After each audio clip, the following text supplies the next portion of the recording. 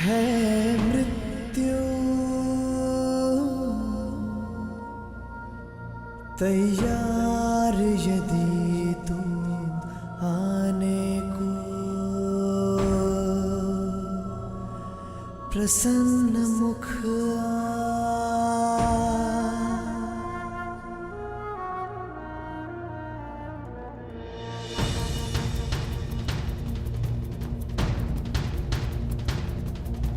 द्वार खुला है तेरा स्वागत, वीर खड़ा द्वारे अभयागत।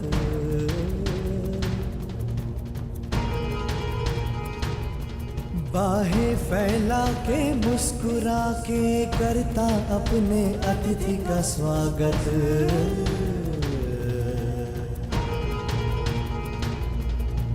वीर गति पाके एक बालक आया तेरे आंचल छाया। क्यों ईश्वर, क्यों क्यों स्त्री को ये शक्ति दी कि वो कोई भी बात छिपा कर रख सके। पहले संतान को 9 महीने अपने गर्भ में रखे, फिर अपने संतान से जुड़े सत्य को अपने मन के गर्भ में रखे। अगर मैंने जीवन में कोई भी पुण्य किया तो मेरी प्रार्थना सुन ले कि आज के पश्चात कोई भी स्त्री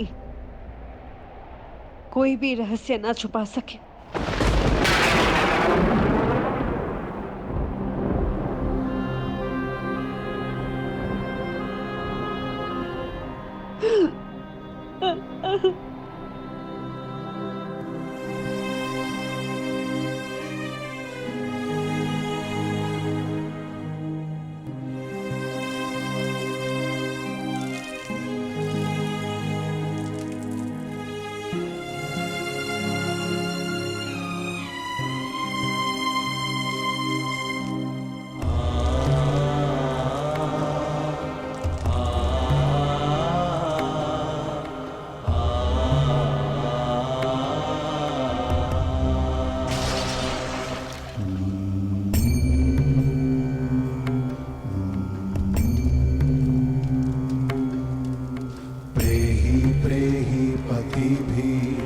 पूर्वेर्भिर्यत्रा न पूर्वे पितरपर्युः।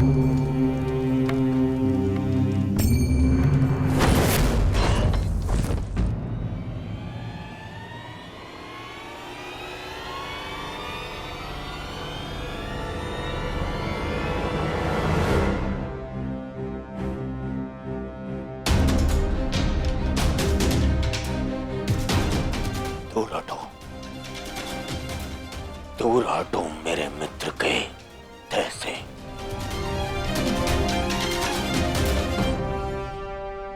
इसका अंतिम संस्कार करने का साहस मत करना युधिष्ठिर, अन्यथा यहां 5 और चिताएं जल जाएंगी।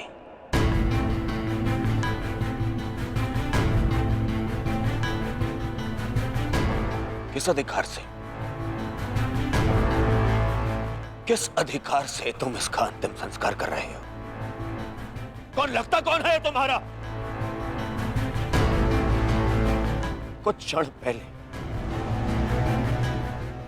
पहले पता चला कि इसका और तुम्हारा रक्त एक है, तो तुम्हें अधिकार मिल गया कि तुम इसका अंतिम संस्कार कर दोगे। नहीं नहीं युधिष्ठिर,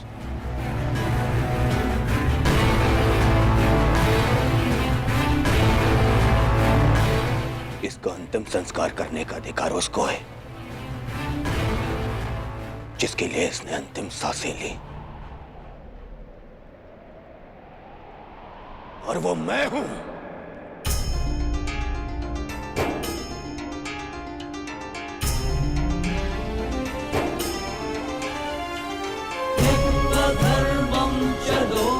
मेरे माता पिता देख नहीं सकते, परंतु उनकी आंखों में भी एक स्वप्न है। स्वप्न है कि उनकी चिता को उनका ज्येष्ठ पुत्र अग्नि थे। अब कर्ण के जाने के पश्चात मैं ये नहीं जानता कि मैं अपने माता पिता को अग्नि दूंगा या मेरे पिता मुझे विदा करेंगे। अग्नि वो देता है जिसके चले जाने के पश्चात वो अनाथ हो जाए।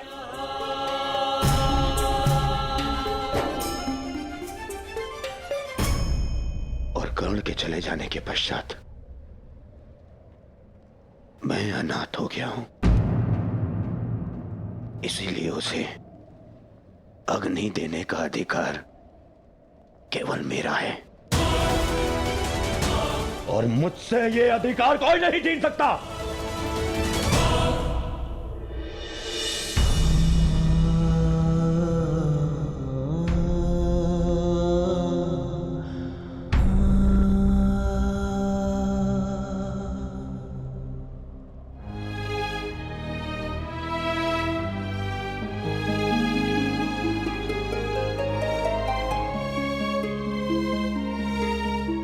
जब से संसार को समझा है तब से तुमने मेरा साथ दिया है मित्र। मैं भी तुम्हारा साथ दूंगा। हम बहुत शीघ्र मिलेंगे। सुन रहे हो कर्ण? इतनी आसानी से मुझसे पीछा छुड़ाने नहीं दूंगा तुम्हें। इतनी सरलता से नहीं।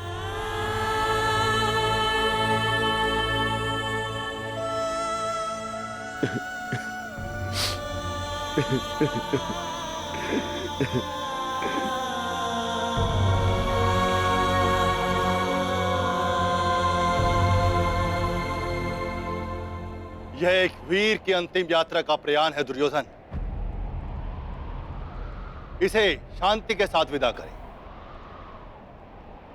ज्येष्ठ की आत्मा को कष्ट होगा यदि सब एक साथ अग्नि न दें।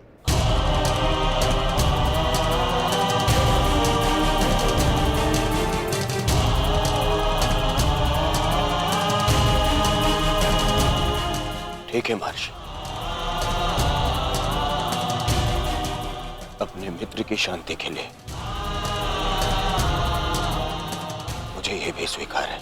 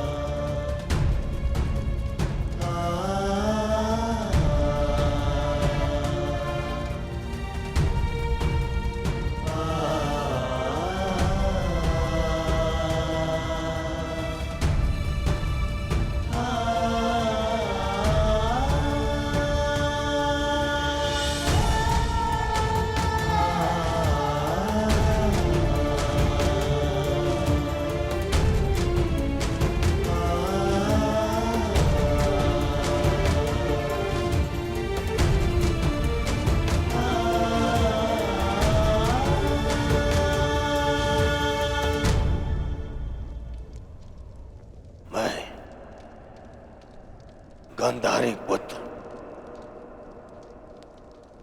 कर्ण मित्र दुर्योधन अपने मित्र के चिता की सौगंध खाता हूं कि मैं अपने मित्र की मृत्यु का प्रतिशोध लूंगा।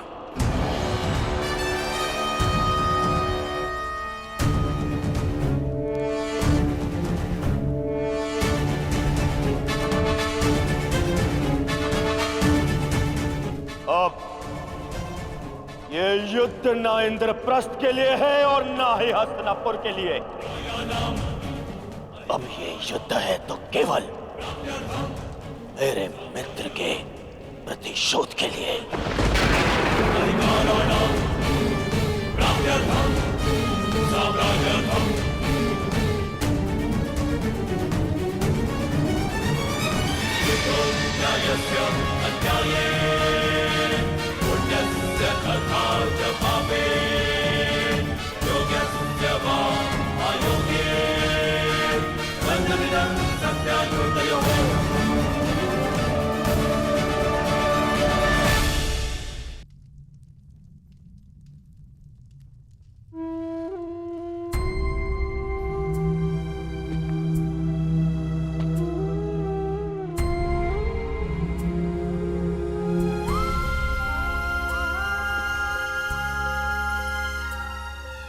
सब समाप्त हो गया माता, सब कुछ।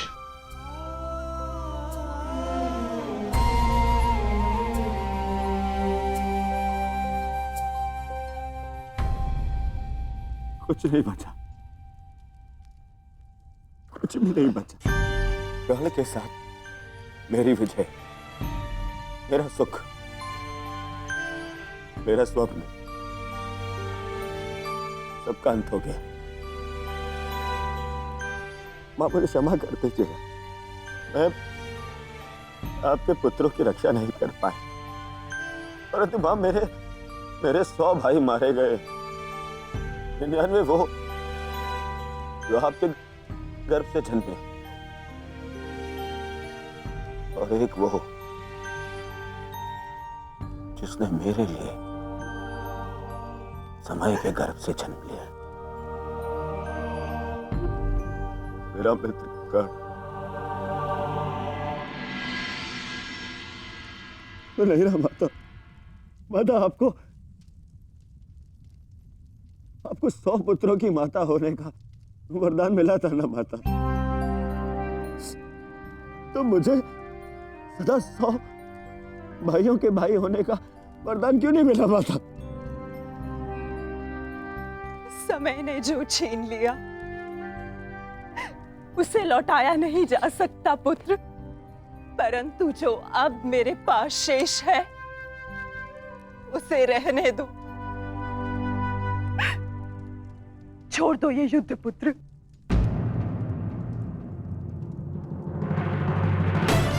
नहीं नहीं नहीं माता, नहीं माता श्री, इस युद्ध में मैं इतना कुछ खो चुका हूं और कुछ पाने की इच्छा भी शेष नहीं। अब यदि कुछ शेष है तो वो है मिटा डालने का संकल्प, उन पांडवों को मिटा डालने का संकल्प। अब ये युद्ध नहीं रुकेगा। अब या तो आपका पुत्र जीवित रहेगा और या फिर वो पांडव।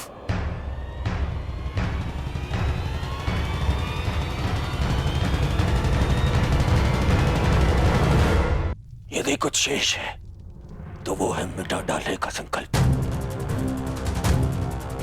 उन पांडवों को मिटा डालने का संकल्प। अब या तो आपका पुत्र जीवित रहेगा और या फिर वो पांडव।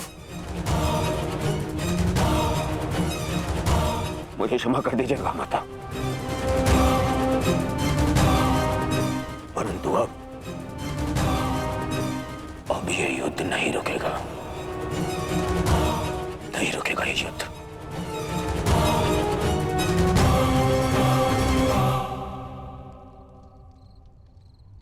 क्या हुआ माधव?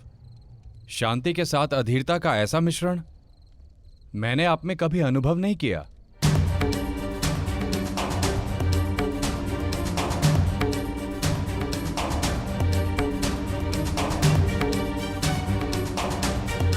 मौन क्यों है माधव? क्यों आप हर बार उस योद्धा का अंत कर देते हैं जो इस युद्ध का अंत कर सकता है? क्यों माधव, क्यों? जिसे हम अंत समझते हैं वो एक नया प्रारंभ होता है बारबरी। जिसे हम काया का अंत समझते हैं वो कायांतरण होता है, और जिसे तुम एक योद्धा का अंत समझ रहे हो वो एक नए परिवर्तन का प्रारंभ है। उचित कहा माधव। हर अंत में ही एक नया प्रारंभ है, परंतु यह आवश्यक नहीं कि हर अंत के पश्चात एक नया परिवर्तन जन्म ले, क्योंकि कभी कभी एक अंत एक प्रतिशोध को जन्म देता है, और वो हो चुका है। एक नया प्रतिशोध जन्म ले चुका है माधव।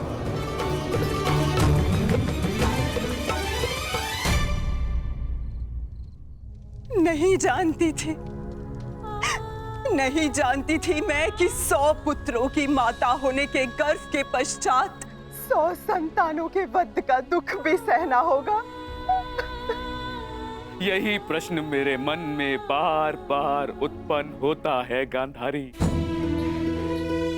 जब महादेव ने तुम्हें स्वयं शतपुत्रवती बनने का वरदान दिया है, तो क्यों वही एक एक करके हमारे पुत्रों को निगल रहे हैं?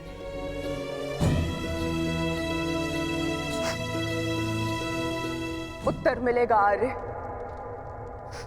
इस प्रश्न का उत्तर भी अवश्य मिलेगा।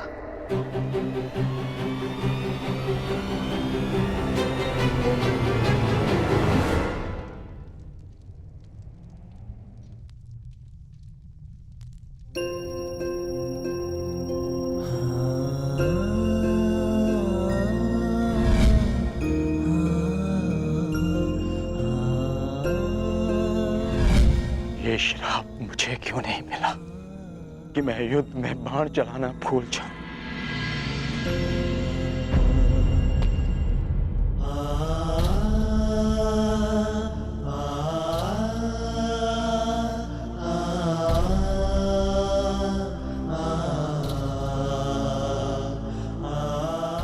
ये कैसा युद्ध है माधव, कैसा युद्ध?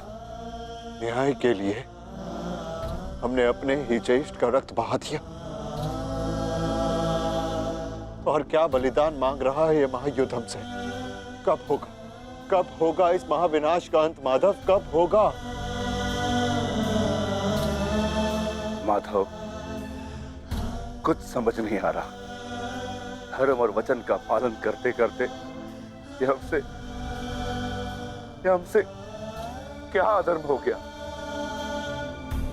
मैं तुम सबके मन की इस व्याकुलता को समझ सकता हूं।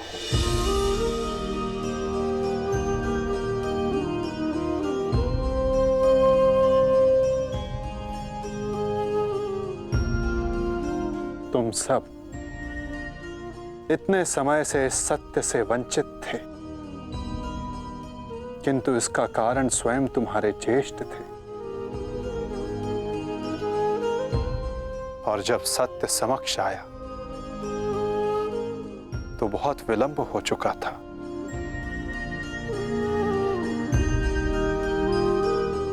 नकुल, सहदेव, ये तुम्हारा उत्तरदायित्व है कि अपने ज्येष्ठ के इस बलिदान गाथा को इस संसार में सुनाकर सदैव इस संसार के हृदय में जीवित रखो।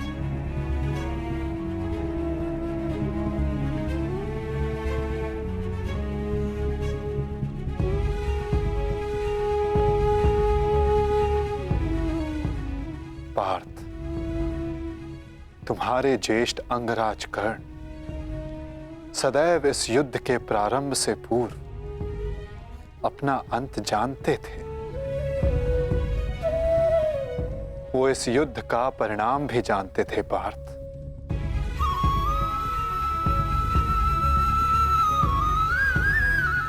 परंतु चिंता मुझे उनकी है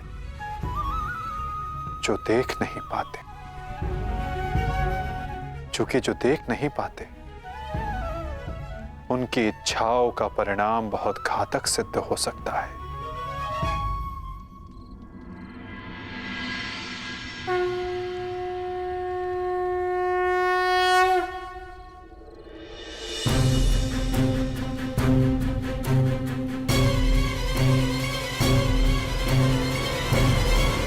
रुक जाओ भाईना, नहीं भाईना, ये क्या करने जा रही हो तुम? इस समय ना तो मैं आपकी बहन हूँ भ्राताश्री, और ना ही हस्तिनापुर की महारानी गांधार नरेश। इस समय मैं एक माता हूँ, एक माता जिसे महादेव से उत्तर चाहिए उसके साथ हुए अन्याय का। और जब तक मुझे वो उत्तर नहीं मिल जाता, आज मुझे कोई नहीं रोक सकता। मूर्खता मत करो बहना। गांधारी, इस भांति अग्नि को आलिंगन देने से कुछ नहीं मिलेगा। इससे पूर्व मेरे आलिंगन में आने को शेष मेरा अंतिम पुत्र भी काल के गाल में समा जाए, महादेव को मेरे प्रश्न का उत्तर देना ही पड़ेगा।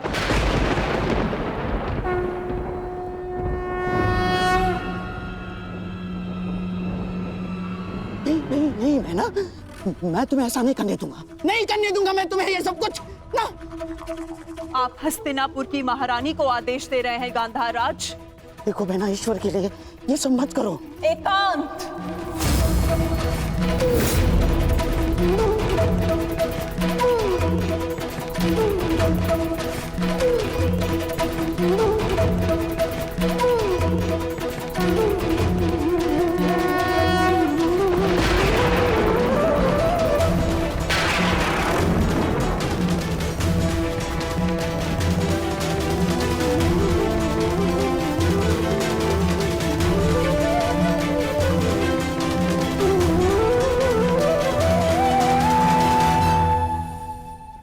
संहार के देव है ना महादेव,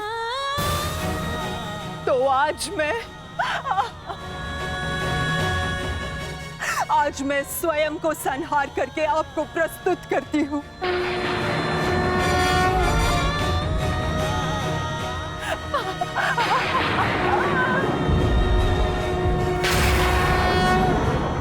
आपने मुझे शतपुत्रवती होने का वरदान दिया था महादेव, परंतु आज मैं आपसे ये जानना चाहती हूँ, क्यों आपने मेरा जीवन अभिशाप बना डाला महादेव?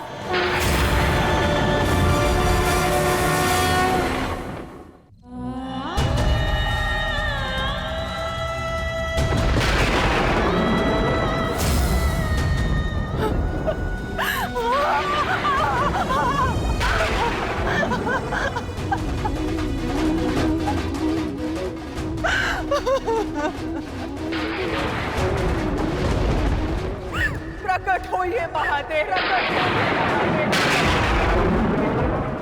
प्रकट होइए। आपने मेरे जीवन को एक जीती जागती चिता बना डाला है। ये माता अपने पुत्रों का हंसता हुआ मुख नहीं देख पाई,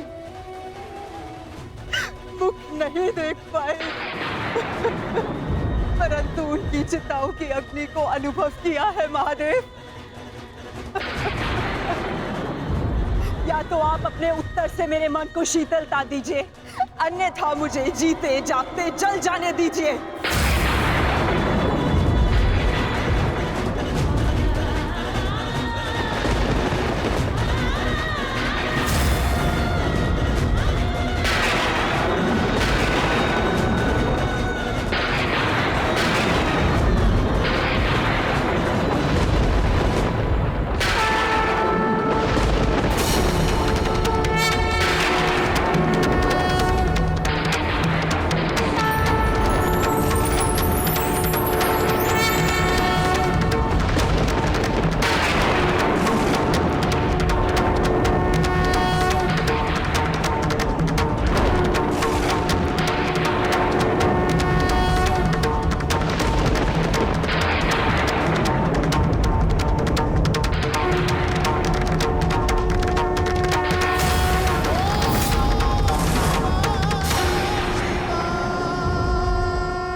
किस प्रश्न ने तुम्हें इतना विचलित कर दिया है गांधारी?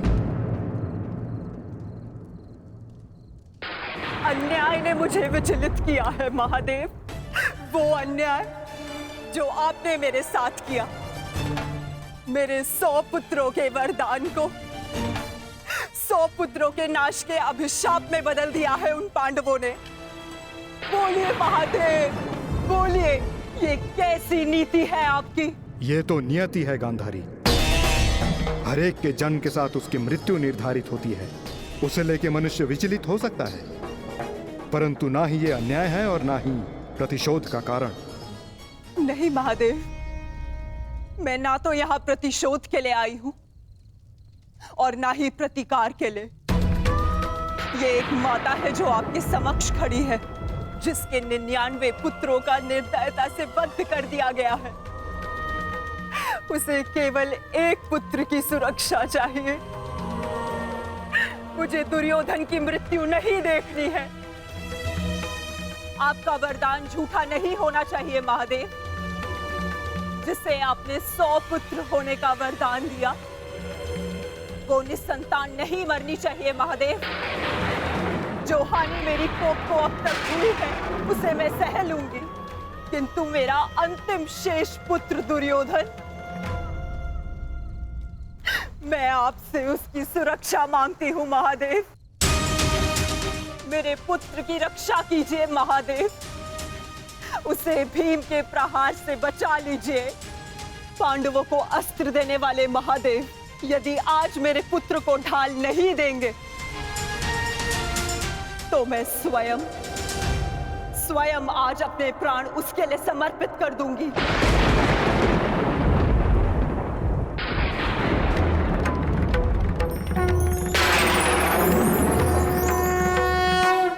तुमने अपने पुत्र के साथ अन्याय किया है गांधारी। एक माँ अपनी संतान को देख देख जितनी प्रसन्नता पाती है, उसकी संतान अपनी माँ की दृष्टि से उतनी ही शक्ति भी पाती है। परंतु मैं कुछ समझी नहीं महादेव। तुम्हारे पुत्र की सुरक्षा अब तुम्हारे हाथ है गांधारी। वर्षों से आंखें बंद करके जो तप अर्जित किया है, उसका प्रयोग करो। तुम्हारी दृष्टि तुम्हारे पुत्र के शरीर को वज्र का बना देगी।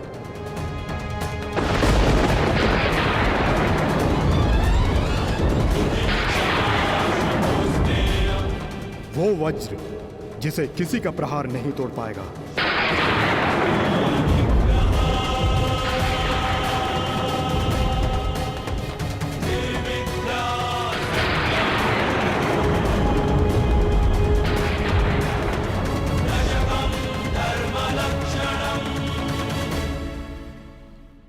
ये आपने क्या कर दिया महादेव? आप स्वयं धर्म स्वरूप हैं महादेव। फिर धर्म स्थापना में आप बाधा कैसे बन सकते हैं? धर्म स्थापना के लिए दुर्योधन का नाश आवश्यक है महादेव, और आपने दुर्योधन को अटूट ढाल दे दी। मैंने वही किया जो परिस्थिति के अनुकूल था।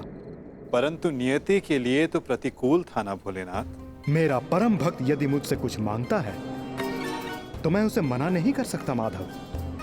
ये तो आप जानते हैं। मानता हूं इसके कारण बार बार आपके समक्ष समस्याएं उत्पन्न होती हैं, परंतु मुझे विश्वास है कि हर बार की भांति इस बार भी नारायण इस समस्या का हल निकाल ही लेंगे। मैं अपनी व्यवस्था से बंधा था, परंतु आप अपना कार्य पूर्ण करने के लिए स्वतंत्र हैं।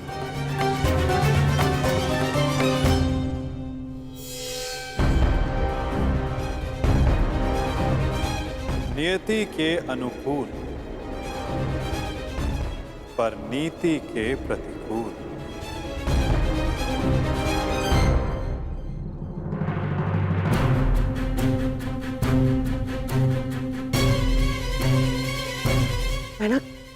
बहना क्या हुआ? महादेव ने दर्शन दिए? बहना बता। गांधारी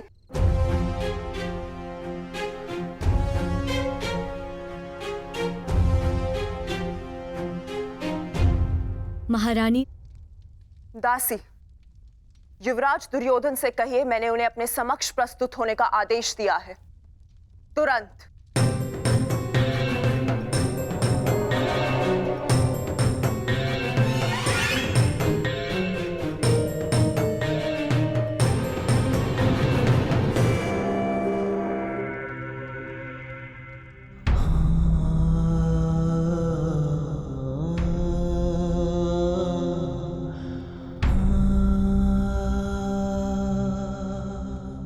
तुम्हारी मृत्यु का प्रतिकार मैं एक एक से लूंगा मित्र, और पांडवों को छोड़ूंगा नहीं। उन्हें तुम्हारे साथ किए गए अन्याय का प्रतिकार चुकाना होगा मित्र।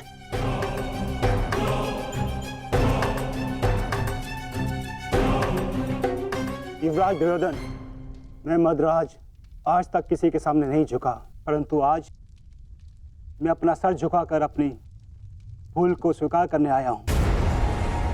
मद्राज, चक्र निकालने में मेरी सहायता कीजिए। तुम भूल रहे हो अंगराज, तुम सूत पुत्र हो, तुम स्वयं अपने रथ का चक्र निकालो।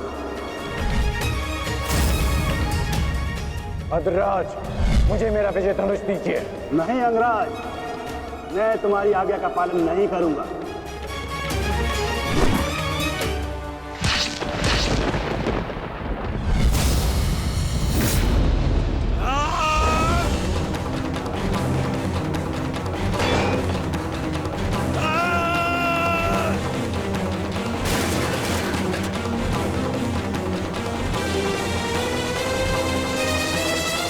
लज्जा नहीं आती है आपको? जिस कर्म को करने के पश्चात मृत्यु मांगनी चाहिए, उसके लिए क्षमा मांग रहे हैं आप। ऐसे कर्म को करने के पश्चात आपका अब साहस कैसे हुआ मुझसे क्षमा मांगने के लिए? चक्ररथ को निकालने में सहायता की होती, विकर्ण को उसका विजय धनुष दे दिया होता तो आज एक धनुर्धारी मरता, परंतु वो कर्ण नहीं अर्जुन होता। आपने अपनी व्यक्तिगत शत्रुता मिटाने के लिए एक योद्धा के कर्तव्य से विश्वासघात किया। मन तो करता है कि वध कर दूं आपको। पर आप जानते हैं क्या मद्रराज, ये आपका झुका हुआ सर, ये आपके लिए सबसे बड़ा दंड है।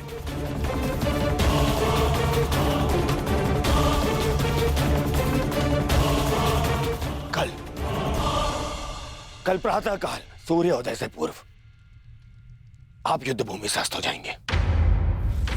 मैं आपका मुख नहीं देखना चाहता।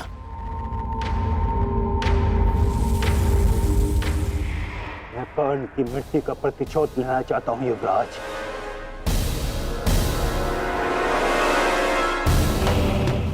आप लेंगे प्रतिशोध? मैं लूंगा प्रतिशोध, और उसके लिए मुझे आपकी आवश्यकता नहीं है। प्रतिशोध लेंगे। किंतु मुझे पश्चाताप के अवसर की आवश्यकता है युवराज। मैं आपको निराश नहीं होने दूंगा। महारथी कर्ण का सारथी बनकर जो मैं नहीं कर सका वो मैं अब करूंगा, अपने कर्तव्य का पालन। युवराज की जय हो। महारानी ने आपको इसी समय अपने कक्ष में प्रस्तुत होने का आदेश दिया है।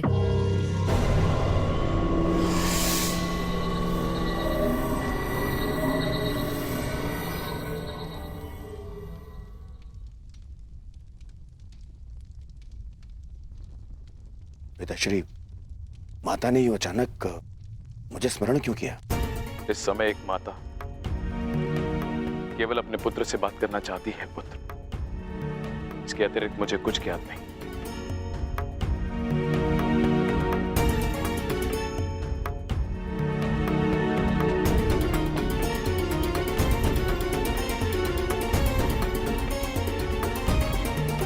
प्रणिपात माता, आपने मुझे स्मरण किया।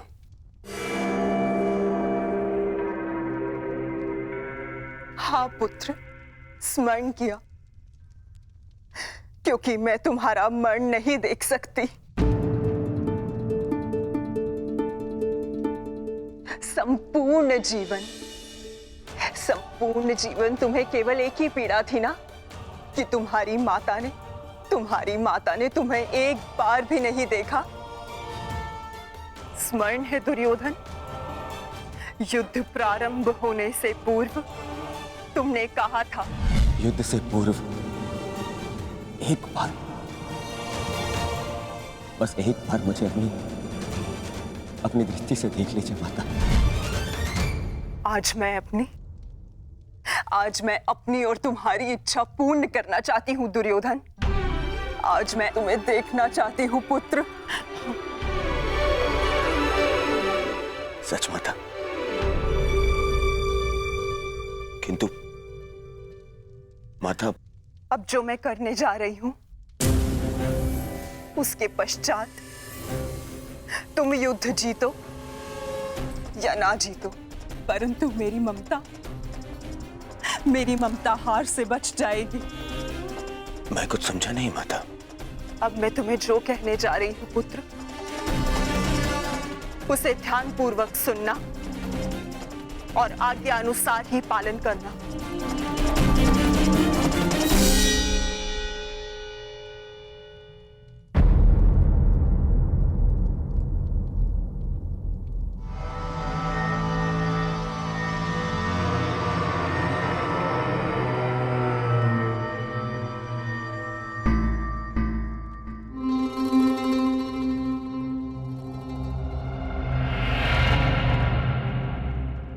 दुर्योधन, क्या हुआ? क्या कहा गांधारी ने? और उसने तुम्हें क्यों बुलाया था? गंगा स्नान के लिए जाना है मामाश्री। गंगा स्नान? किंतु क्यों दुर्योधन? देखो दुर्योधन, तुम अपने मामा को कुछ नहीं बताओगे? हैं? ये स्नान, ये क्या है सब कुछ? माता के आदेश का पालन करने के लिए, किंतु परंतु नहीं पूछते मामाश्री। मैं भी तुम्हारे साथ चलता हूं।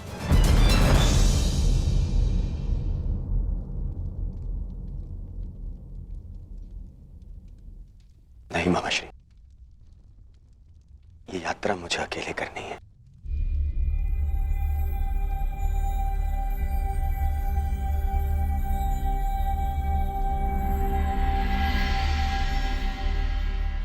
आइए आप सब भोजन ग्रहण कर लीजिए। किन हाथों से भोजन ग्रहण करें पांचाली?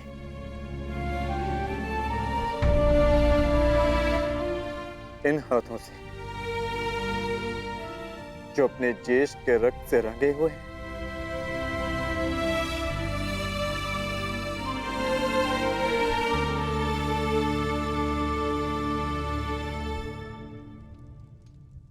जाओ पार्थ, जाकर विश्राम कर लो। कल प्रातः पुनः युद्ध प्रारंभ होगा और उस युद्ध के लिए सज्ज रहना होगा तुम्हें। परिवर्तन के लिए ज्येष्ठ ने अपना जीवन त्याग दिया। कुछ परिवर्तनों को लाना नहीं होता पार्थ, उन्हें होने देना होता है। तुम अपना कर्तव्य करो पार्थ। फल हो या परिवर्तन, जो भी होगा स्वयं होगा।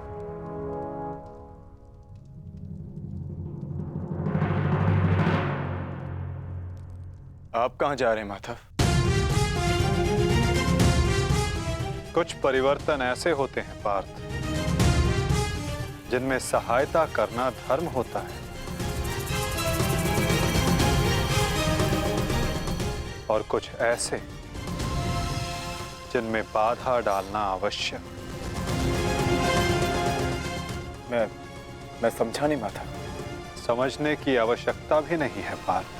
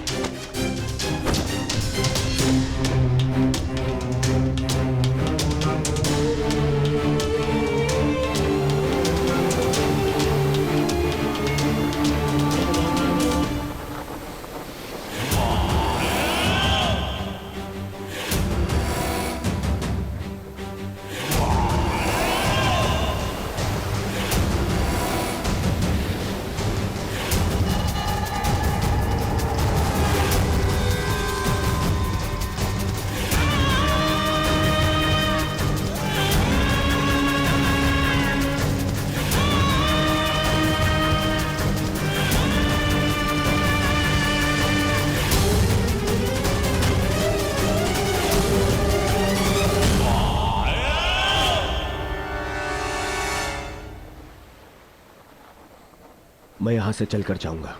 क्षमा करना युवराज, किंतु माताश्री का आदेश है। मुझे पूर्णतः निर्वस्त्र होकर उनके समीप जाना है। परंतु यहाँ से महल तक का मार्ग बहुत लंबा है प्रभु, आपको कुछ पहनना होगा। अगर प्रजा की दृष्टि में आए तो राजवंश उपहास का भाजन बनेगा।